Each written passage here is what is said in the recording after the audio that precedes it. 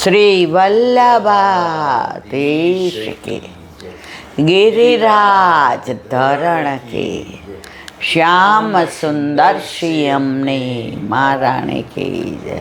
श्री गुसाई जी परम दयाल की, श्री गोकुल नाथ की जय। दाव दयाल की जय। श्री नवनीत प्रिया लाल की जय। अपने माथे बिराजता सेव्य स्वरूप की बधाई वैष्णव ने जजा करे। जय श्री कृष्ण। भयंकर गर्मी, ग्रीष्म ऋतु, ઠાકોરજીના તત્સુખનો વિચાર, શીતોપચાર, બધા શીતળ સામગ્રી, કીર્તન એવા અને વસ્ત્ર આભૂષણ બધુંય ગ્રીષ્મ ઋતુ એટલે કે ઉનાળાને અનુકૂળ. આપણે જો શિયાળામાં જે પહેરતા હશો એ મૂકી દેશો, પતલામાં પતલા, ભાર ઓછો લાગે. અને લગ્નમાં ક્યાંય જવાનું હોય ને એટલે જોઈએ કે ભાઈ હળવું કયું છે, મોતીનું મળે ત્યાં સુધી સોનાનું પહેરવું નથી. એવી જ રીતે ઠાકોરજીને પણ ઓછામાં ઓછા શ્રૃંગાર. એટલે તો સુરદાસજીએ ગાયું હતું, બાલકૃષ્ણજીને ગિરધરજી. સુરદાસજી રોજ એવા કીર્તન કરે કે જેવા શ્રૃંગાર, જેવા આભૂષણ, જેવા વસ્ત્ર, ત્યાં તો આંખ નેત્ર નથી. અને વર્ણન તો એ જ કરે છે. એટલે એકવાર નવનીત પ્રિયાજીને લઈ ગયા ત્યાં સુરદાસજીને. એટલે ગુસાઈજીએ પૂછ્યું, કેમ લાલન?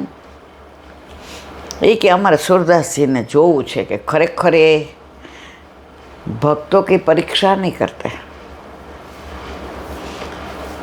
भक्त भगवान को इतने प्रिय है, हम भगवान को कुछ कहेंगे तो वो सह लेंगे, लेकिन भक्त की एक नहीं सुनेंगे. ऐसा मत करो. પણ આ તો બાળકો ખાલી રમત એમ. સુરદાસજી આવ્યા, ગિરધરજી અને બાલકૃષ્ણજી, ઠાકોરજીને લાલન, કશું જ નહીં, વસ્ત્ર નહીં કે કશું નહીં, નાની એવી મોતીની માળા. દર્પણ દેખાડ્યું, ઠાકોરજી મંદે મંદે મુસ્કાઈ. નવનીત પ્રિયાજી, ઉનાળામાં આપણા છોકરાઓને જુઓ તમે, મલમલના દે ને તો રાજી થાય. અને ક્યાંય જવાનું હોય અને ટી શર્ટ દઈ, અરે બા આ નહીં પહેરાયો, આમાં મને બહુ ગરમી થાય છે. પછી આપણે કહીએ આ આપણે નથી બહાર પહેરાયું, ભલે ખરાબ લાગે, મારે એ જ પહેરવું છે. શું કામ? મને ગરમી સહન નથી થતી. તો ઠાકોરજી આજ પ્રસન્નતામાં હતા કે હાસ આજે કાંઈ જ નહીં, ટેરો ખુલ્લો. સુરદાસજીને કે કીર્તન ગાઓ. આ બાજુ બાલકૃષ્ણજી, વચ્ચે નવનીત પ્રિયાજી, અને આ બાજુ ગિરધરજી. જેવો ટેરો ખોલ્યો, સુરદાસજી એક તારો હાથમાં લઈને ગાયું, આજ તો હરી નંગમ નંગા. ગુસાઈજી હસી પડ્યા, ગિરધરજી, બાલકૃષ્ણજી, નવનીત પ્રિયાજીને આનંદ આવી ગયો. આજ તો હરી નંગમ. કીર્તન સરસ છે, એનો ભાવ પણ સરસ છે. પ્રસન્ન થઈ ગયા ગિરધરજીને, બાલકૃષ્ણને, કે એમને ભલે બહારના ચર્મચક્ષુ આપણે જેમ નથી, પણ અંતરચક્ષુ છે. એટલે એમને એ દર્શન થાય જ છે. ઠાકોરજી એમને પહેલાં દર્શન આપી દે છે, એટલે એ કીર્તન ગાય છે. આપણે તો પછી કરીએ છીએ. અને જેવા દર્શન થાય એવી લીલાનું વર્ણન અષ્ટસખાઓ કરે. પછી સુરદાસી હોય, પરમાનંદાસી હોય, કૃષ્ણદાસી હોય કે કુંભનદાસી હોય, ચિત્તસ્વામી હોય, ગોવિંદ સ્વામી હોય, નંદદાસી હોય કે ચત્રપુરદાસી હોય, જેવી લીલાના દર્શન. પણ આમની વિચક્ષણ વિશેષતા સુરદાસીની 7 સખાઓ દર્શન કરતા જાય અને લીલાનું વર્ણન કરતા જાય. સુરદાસીને દર્શન થતા નથી અને છતાંય એ જ પ્રમાણે કીર્તન કરે. ઠાકોરજી એમને અંતરચક્ષુ દ્વારા દર્શન આપે છે. કારણ મારા પ્રાણ થકી મન વૈષ્ણવ વાલા. અને દિવસે સખા છે ઠાકોરજીના અને રાત્રે સખીઓ છે. તો અત્યારના કીર્તન એ બધા જેવા. હવે અષાઢી બીજથી આવશે મલ્હાર રાગ, પછી બીજો એકેય રાગ નહીં આવે. બોલે માઈ ગોવર્ધન પર મુરવા. વ્રજમાં તમે સૌથી આનંદ આવતો હોય ને તો લીલી પરિક્રમા વખતે. ભાદરવો મહિનો હોય, વરસાદ પડી ગયો હોય, ભાદરવાની ગરમી ભૂંડી, તો લીલી પરિક્રમામાં 6 ઋતુના દર્શન થાય. હેમંત ને, શિશિર ને, ગ્રીષ્મ ને, વસંત ને, વર્ષા ને, બધી ઋતુના દર્શન થાય તમને. ગરમી એવી પડે તમને એમ થાય કે હવે ભાઈ નથી કરવી લીલી પરિક્રમા. ભલે 2008માં મારો પોતાનો અનુભવ છે. એવું વાવાઝોડુંનો એવો વરસાદ, બધાના પાર ઉડી ગયા. ઓલો દંડો હોય ને બધા પકડીને બેઠા શેના ઉપર? ઓલા પલંગ ઉપર. પલંગની પાછળ ઓલી બેગ જે કપડાને લઈ ગયા હોય ને બાજુમાં ઠાકોરજીની સામગ્રીનો મોટો ડબ્બો અને ઠાકોરજી ગોદમાં. માં તો પેલી હતી એટલે એવી ફાટી પડી ને તો હું તો ગોદમાં નહીં, માથે. મેં કીધું અહીંયા આવે ને માં ઠાકોરજી તણાઈ જાય તો બધા હસે મને જોઈને. એ કે કેટલી વાર, પણ નાના હોય ને 2008 એટલે 17 વર્ષ પહેલાં. હવે ત્યારે આપણે 55-57ના હોઈએ. મેં કીધું ભલે. એ કે હાથ રહી જશે, નીચે રાખ. નથી રાખવું. માં ઠાકોરજી તણાઈ જાય, સાક્ષાત માનીએ ને. તો એક બા હતા, એ મને કે 7 દિવસ સુધી એણે ગિરિરાજ ઉપાડ્યો, તાર ગોદમાં છે એણે. એ તણાઈ જશે.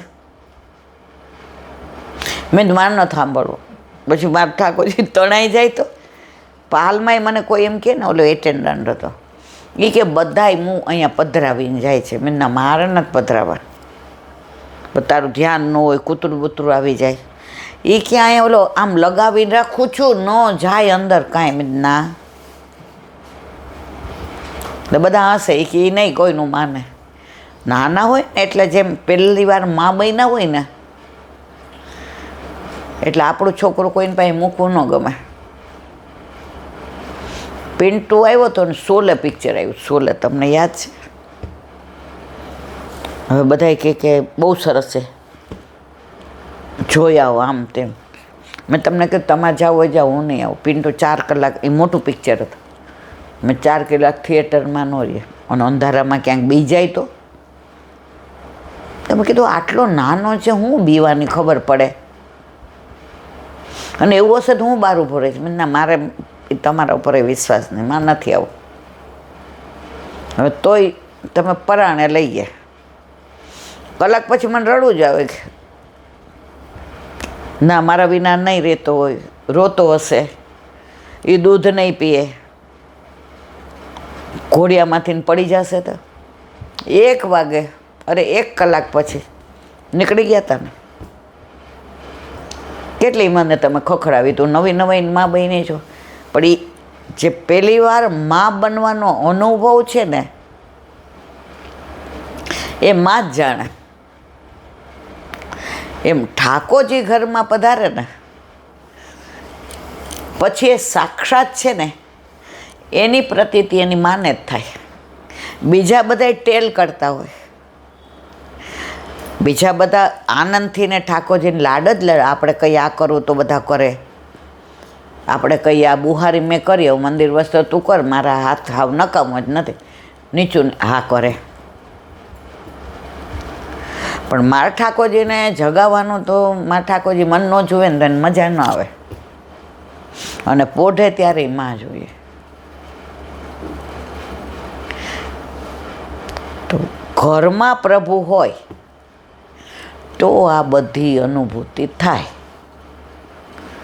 ઓલી એક નાની વાર્તા વાંચી હતી કે પ્રભુ પાસે વલ્લભ ના પાડે છે, કશું મંગાય નહીં, કશી પ્રાર્થના ન થાય, કોઈ અપેક્ષા ન રખાય, છતાંય આપણે એવા જબરા છીએ. આમ તકલીફ હોય ને, મારા વાલા તું બધું જાણે, તને ખબર છે, પણ હવે તો હદ થાય છે એમ કરીને બધું કહી દઈએ. ઠાકોરજી કે આ કેવા, એ જોઈને મને હસવું આવે કે તારા બનાવેલા તુજને બનાવે. ઠાકોરજી કે આ મારા બનાવે. એવી રીતે આપણા છોકરાઓ, આપણે મોટા કર્યા, આપણે ઉછેર્યા, આપણે સંસ્કાર આપ્યા, આપણા બધા સપનાના ભોગે એમના સપના સાકાર કર્યા. હમણાં ફાધર્સ ડે હતો તો એક જણે સરસ લખ્યું હતું કે દીકરાને નાઇકીના શૂઝ અપાવવા માટે બાપે પોતાના માટે પૈસા ભેગા કર્યા હતા ચંપલના, ને સવારે છોકરાએ કીધું પપ્પા આજે ફાધર્સ ડે છે, આજે મને નાઇકીના શૂઝ લઈ દે. એ કે હું વિચાર જ કરતો હતો, તું તૈયાર થા હું આવું છું. હવે એને હતું કે આ ચપ્પલ તૂટી ગયું સંધાવવું નથી, આજે નવા ચપ્પલ લેવા છે એટલે હું ફેંકી દઈશ, એટલે મોચીના 10 રૂપિયા સંધાવાના મારે દેવા નથી. હવે છોકરાએ નાઇકીના શૂઝ માંગ્યા, જે પોતાના નવા ચપ્પલ માટે ભેગા કર્યા હતા. થોડા ઉછીના લઈને દીકરાને કહે તું તૈયાર થા, અને લઈ ગયા દીકરાને નાઇકીના શૂઝ અપાવ્યા. વળતી વખતે કે તું જા હું આવું છું. ઓલો નાઇકીના શૂઝમાં એટલો આનંદમાં હતો, શૂઝ લઈને વયો ગયો. પાછળ ઓલા મોચીને કીધું કે હાંધી દે સાહેબ, હવે આમાં ચામડું રહે એમ નથી, 2-4 મહિના ચલાવાય એવું કરી દે ને. મનમાં વિચાર કર્યો ત્યાં ભેગા થઈ જશે. ને દીકરો જ્યારે નાઇકીના શૂઝ પહેરીને નીકળો, પપ્પા આ બાપ બાર વ્યક્ત ન કરે. છોકરાઓનું માં ઘડતર કરે, છોકરાઓનું માં ઘડતર કરે, પણ બાપ ચણતર કરે. બાપ ચણતર કરે. ગમે એવી જમીન લીધી હોય, મોંઘી લીધી હોય, પણ એમાં ચણતર બરાબર ન થાય ને તો એ જમીન સરસ હોવા છતાંય કડર ભૂસ તમારો બંગલો પડી જાય. એ સ્ટ્રીકેય બને, પણ જ્યારે મુશ્કેલીમાં હોય ને ત્યારે ખભે હાથ મૂકીને કે મુંજાસ શું, હજી તારો બાપ બેઠો છે. અને આ 2 શબ્દોથી દીકરો પાછો કે હા પપ્પા છે ને. પણ એ જ છોકરાઓ જ્યારે મા બાપ ઘરડા થાય ને જ્યારે મા બાપને એની જરૂર હોય, જે આંગળી પકડીને દીકરાને ચાલતા શીખવાડ્યો હોય, એ આંગળી પકડતા દીકરાને શરમ આવે, ઘરડા થઈ ગયા છે, ચામડી લબડી ગઈ છે, ખાય છે તો ઢોળાય છે. એમને ભેગા ન લઈ જવાય. કેમ? અમારું એટિકેટ બગડે.